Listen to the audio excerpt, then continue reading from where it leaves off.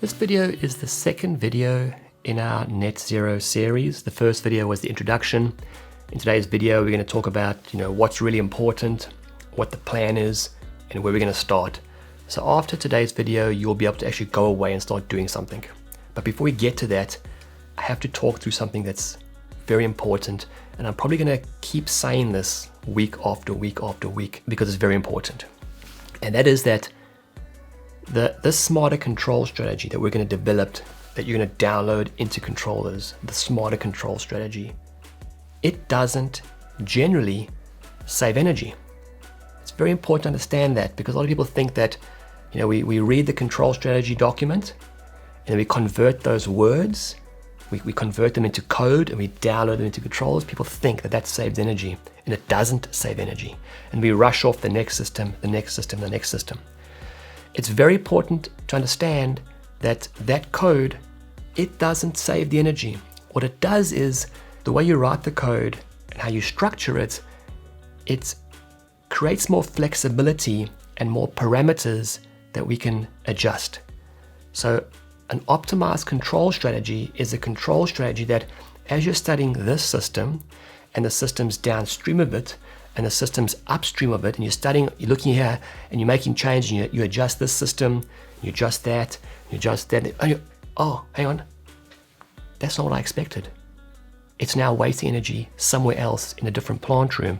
Let me come back a couple of steps, like a day or two go back from your tuning. So optimization is when you download a smarter control strategy that provides the flexibility to allow you to use your brain and your dedication to make the savings. It's very important that we understand that. And as we work through this the next few weeks, what you're going to realize is that the actual control strategy download, the writing of the code, is the easy part. Anybody can read a control strategy and write up some code. That's not very difficult. That's quite easy. The difficult part is what we do before and after the download. That's what's actually important. It's not the control strategy. It's not the software program. That's not what saves energy. That's the easy part. It's everything else around the control strategy, the software, that's important. Before and after the software change. And that's why I think a lot of optimization projects fail, because we don't realize that there's some hard work to do here. And if we don't do that, if you're not dedicated to do that, it won't work. If you're a bit lazy, you just love the code part, it's not actually going to work. So the other part of it is, I'm going to try and talk through this over the next few weeks, two different ways. So there'll be group A people. These are people that, have got 10 years experience. They're very confident and comfortable making control strategy changes, downloading controllers, hundreds of controllers. So there'll be those people. There'll be a lot of people in group B that, they don't have that confidence yet. They don't want to download 100 controllers. They're not ready for that yet. So for group B people, I'll try and talk to you about, okay, if you're not going to download the program, go and check these things, adjust these two parameters that you have with your comfort control strategy. And that'll still be worth it. You will still save energy.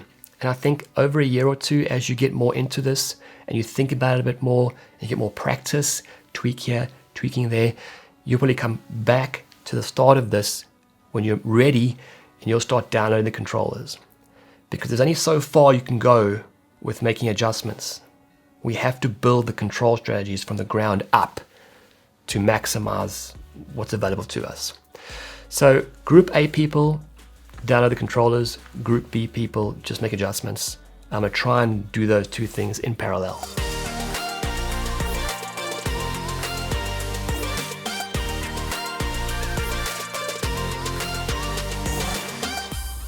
Okay, so the first thing that you need to do over the next few weeks is go and get a copy of your BMS design. So your functional description, your description of operations, your control sequences, whatever you call it in your country. From now on, I'm just going to call it your BMS design or your control strategy. Go and get that document and have a look at it. and study the sections that I'm going to tell you need to start with in a minute. The problem is that a lot of you are not going to have that document. It's not going to exist. Because what happens sometimes is if your building is on its second or third BMS system, then somewhere along the line, another company or another engineer may not have properly documented the control strategies when they replaced the previous BMS system with the current one. So for some of you, the document won't exist. For some of you, the document will exist, but would not be written in a way that provides enough detail for us to understand exactly what we need to change. So for a lot of you, there'll be a different level of having to reverse engineer this document. You need to go and upload the controllers, study those control systems, which I'm going to tell you to look at, and then look at the code and update the document to be more accurate. You have to do that. We can't just do this on the fly. There has to be a design process, perhaps a quality assurance process to get to the end here. So when you go into our learning management system and you read our control strategies and listen to the lessons on why we're doing that, you then take that information, you'd copy and paste all of it into your design, or you'd pick out the pieces that you want to use and you'd paste it into your design. I'll give you that. But you have to first start with understanding exactly what you currently have. You have to do that. So the two areas we're going to start on, the first is optimal start. Do not for a second think, well, that's not very exciting, I don't want to start there. Optimal start's a great control strategy to start on because there's not hundreds of them. You've either got one optimal start for the building, or one per floor, or one per main air handling unit, something like that. So we can make changes to 5 different places that are going to make dramatic changes throughout the entire building. And believe me, there's a lot of savings to be made here. So the first thing you got to do is go and upload your controller, and every single thing that's in there, build it out and write it up in your control strategy document so that you can understand what you've got there and compare it to what we're going to learn in the future. It's really important to do that. Don't skip that part. The second thing we're going to look at is terminal units. VAVs, fan coordinates, chill beams, package units, induction boxes, the things at the end of the mechanical circuit. A lot of people want to start optimization programs on the chill water system and the big air handling units. That's very exciting, isn't it? I have a strong opinion that that's not where you should start. Let me explain to you why. So when we download a smarter control strategy into a VAV box, which has more parameters for us, and there's a whole bunch of things that are wrong in there anyway, in my opinion. So you'll be changing all of those set points and dead bands and P&R settings. They're all going to probably change. When you make a change to a VAV box, the damper closes like, let's say 5%. That little saving, it's nothing. But obviously that saving, multiplied by 500 VAV boxes starts to add up. But more importantly than that, when you improve just slightly the performance of the VAV boxes or terminal units, what happens is that there's a natural saving upstream from that. So as the VAVs close a tiny bit, 5%, that one's 10%. Those 3 are 2%. As the VAVs close slightly, the duct pressure goes up, and all the AHU, the big AHUs, the supply fans slow down, and the return fans slow down. So there's a saving there. While you're doing little basic downloads on the floors, AHUs just start slowing down. Every week download a new floor, level 10, 11, 12. Every week or every month you download a new floor, the AHU fans slow down, supply and exhaust. 6 supply fans, 6 return fans. So 12 fans in the low rise, 12 in the high rise, whatever it is. And what can also happen is that as we're doing this, the air handling unit, cooling and heating valves close just a tiny little bit. You wouldn't even notice it, just tiny little bit. And then the chill water pumps and the boiler pumps, those pumps slow down a little bit. And in extreme cases, slightly exaggerating the point here, you could stage off a whole chiller. The whole chiller stages off because these little changes down there.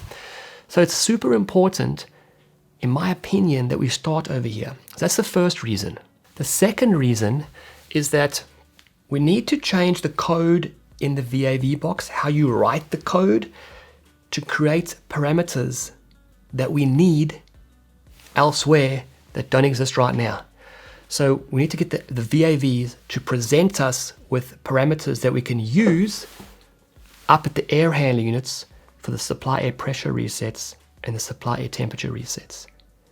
In Australia, I think we're very advanced in optimization for lots of reasons. I probably mentioned it in other videos, I can't remember.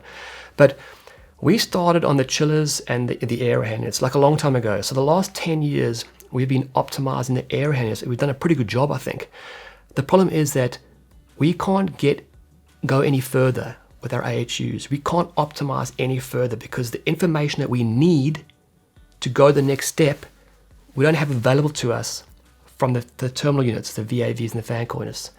So in Australia, we spent 10 years getting to this point here.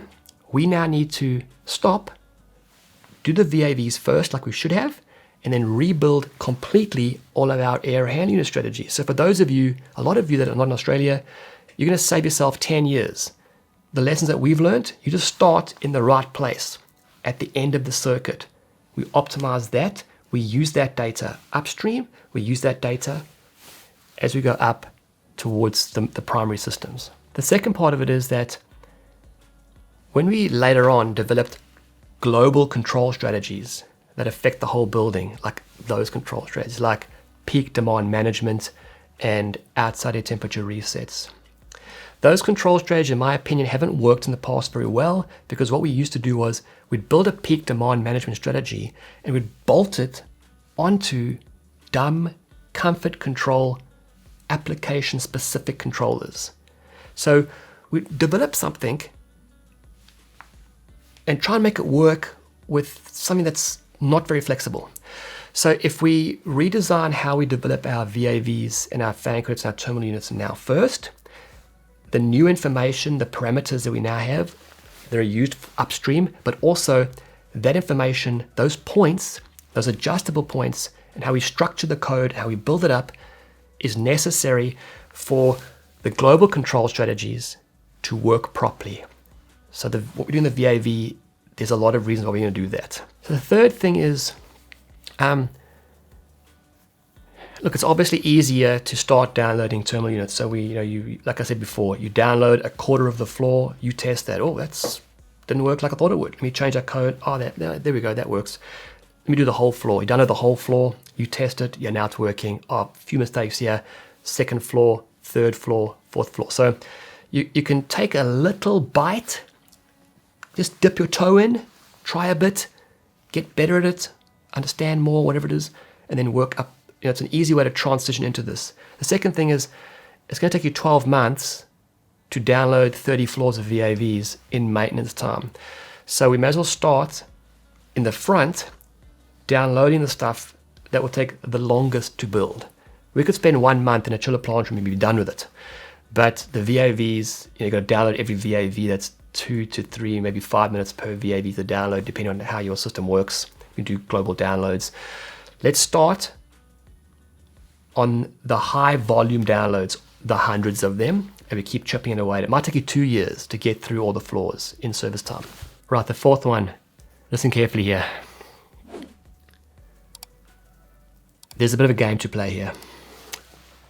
There's only so much optimization that we can do for free in maintenance, right? So I've thought very carefully about the structure we're going to follow. So the plan is for 12 months to hit the stuff that's doable for free within maintenance. The objective here is to prove our value to our customer. Show them our value. Win back the trust that we as an industry have lost over the past 20 years.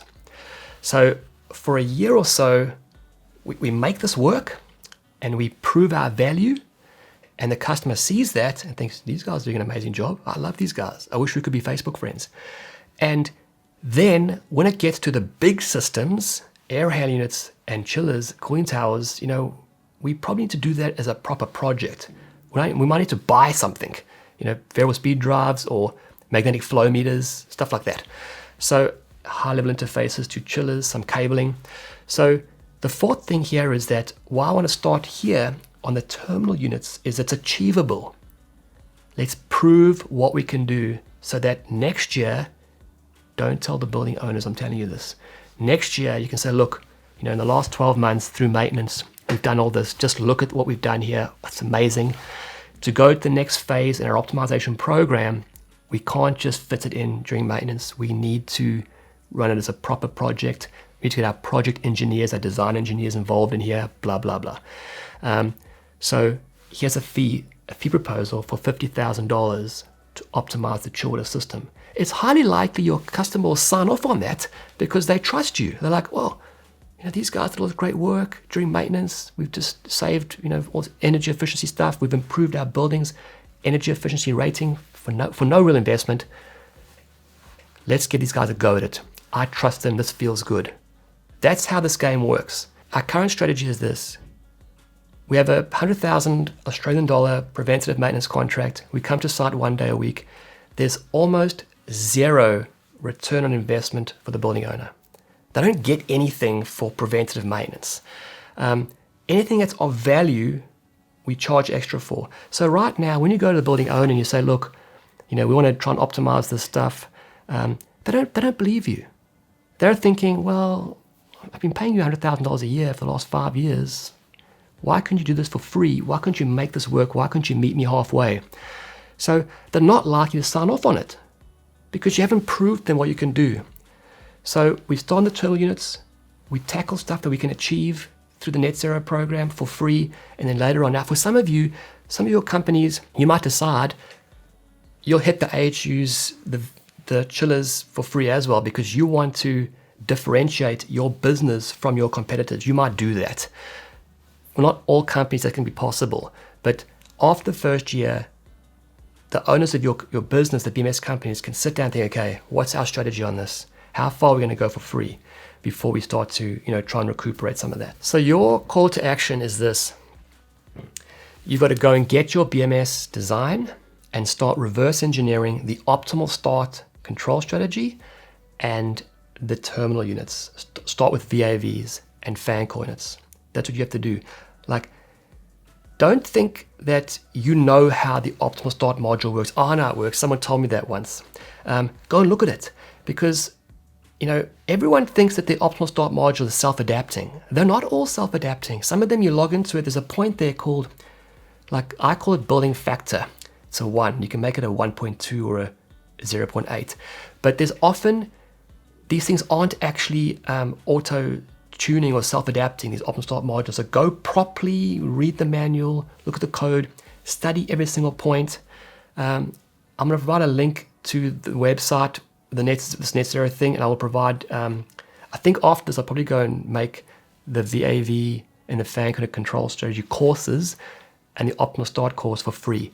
So go into the learning management system, read through my control strategy for optimal start and the VAVs, look at that, compare it to your control strategy, go and find out some of these things. We need to know what the proportional and integral settings are. We have to know that. They're probably wrong. The dead bands, the things that you think aren't important, they are very important. We're going to change all of that. Do not try and reverse engineer the entire design. It's too big a step. Just start on the optimal start and the VAV and the fan connect. Just start there. Just work on that for the next few weeks. Do not start downloading controllers now. Don't read my control strategy and start downloading control strategies. That's not going to work. There's 2 more videos, I think 2 I have to do first. I need to explain something to you that you have to understand before you make a change. If you change something now, before I tell you to, you'll have to do it again. So don't start doing that. For the next 2 weeks or so, we're in this sort of design phase. Understand your control strategy, understand the lessons in the learning management system, start copying and pasting, start structuring your document to close the bits and pieces of stuff. Remember, it's not the control strategy, the code that saves energy. It's your dedication and your professionalism that saves the energy. This is going to become very obvious over the next few weeks. I'll see you in a couple of weeks or so on the next videos. Get started on that. I'll see you in the next one.